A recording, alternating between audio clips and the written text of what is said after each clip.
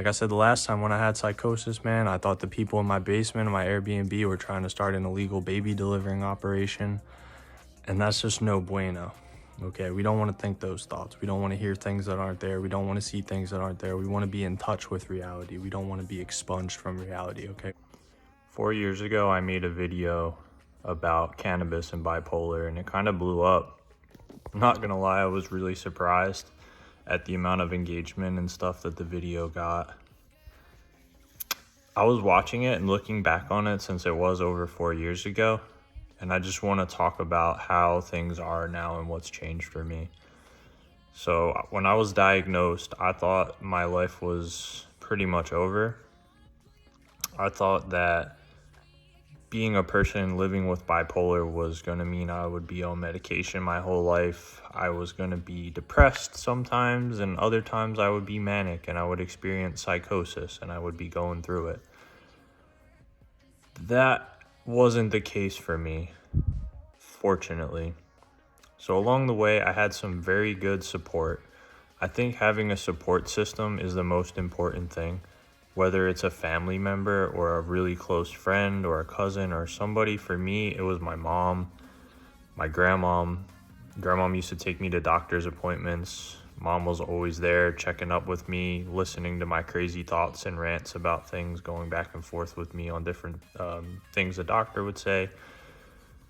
So just having the support system, a safe place to go, and people that can take care of you and help you along the way is really important. I realize not everybody has that. Not everybody is fortunate enough to have that. But if you can reach out to someone, NAMI is a great organization for mental health. NAMI, NAMI. There's also a lot of employers offer free resources. Like my employer offers therapy through BetterHelp. Now I'm not a doctor. I'm not trying to give advice or, discernment for you to make a decision whether you want to stop smoking weed or drinking or whatever you're doing that might be fueling your episodes, whether it's mania or depression. But from my experience, and I've been abstinent now for almost 4 years, maybe even more, from all alcohol, all weed, I can say that life is a lot different. It's not as exciting. Sometimes it feels really mundane and really boring, but the results speak for themselves. I've changed. I got in shape.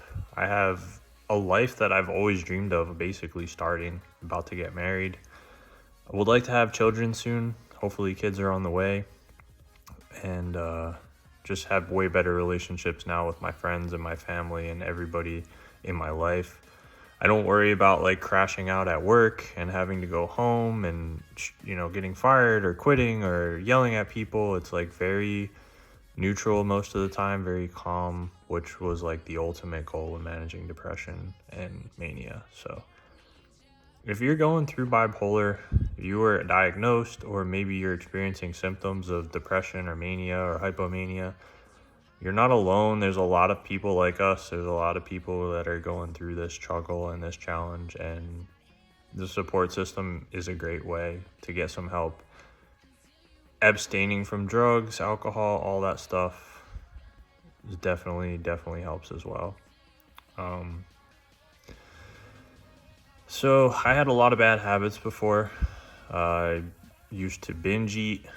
I did not exercise. I rarely made an effort to talk to my family members. I was very isolated. I didn't like to be on the phone with people. I didn't like to text people. During the depressive episodes, I was very to myself, very quiet. And now I make more of an effort to reach out and not isolate. There are a lot of triggers, a lot of symptoms. There's still things that I go through and struggles that I have, but it's a lot better now. It's a lot better.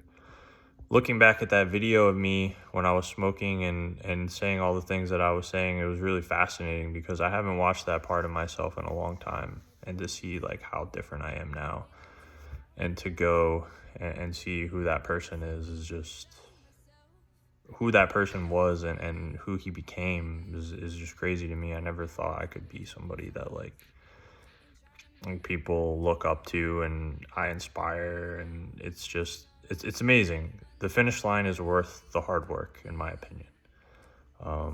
Some days I still miss the crazy. Like, I was listening to myself talk about ripping fat dabs and doing crazy stuff, and it sparked memories from back in the day, and I was like, wow, that was crazy times. Like, I'm lucky to be alive. Like, can you believe that happened or this happened? That shit was crazy. But yeah, it's